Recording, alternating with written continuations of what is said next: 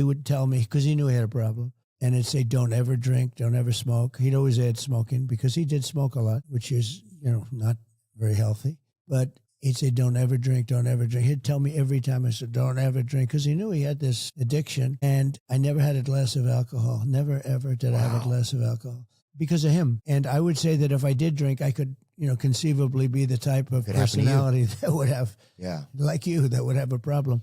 But I never had, and the only thing I say to people is, if too late for the people that you're talking about, but if you don't drink, you don't miss it. I mean, I don't even think about alcohol or right. It's not a part of your world. I don't think about any of that. If you don't take drugs or if you don't have alcohol, it's real easy not to drink it. It's when I had a friend who went to the Wharton School of Finance with me. He was a very smart guy. Where is it, Wharton School? That's in Philadelphia.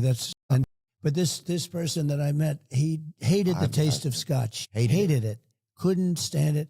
But he insisted on having it because he felt it was important to be able to drink. I said, no, just don't drink. He said, to be successful in business, you have to sort of interact and you have to drink. And I said, don't do it. Anyway, he became an unbelievable alcoholic, uncontrollable alcoholic. Oh, he died.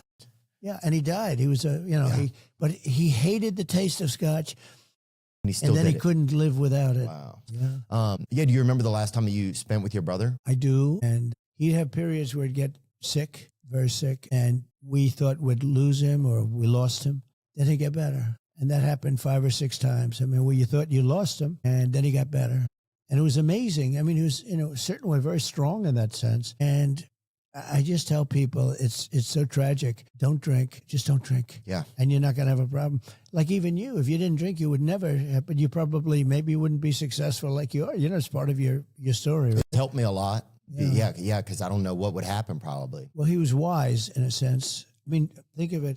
He's got this problem, and it was very important for him to convey to me not to have this problem. And I couldn't have been successful if I had that problem. Yeah. If I had that problem, and I think maybe I'm a personality type where I could have had the problem if I drank. But if you don't drink, you're never going to have it. I mean, I don't miss when I see somebody light up a cigarette and just, they're in heaven.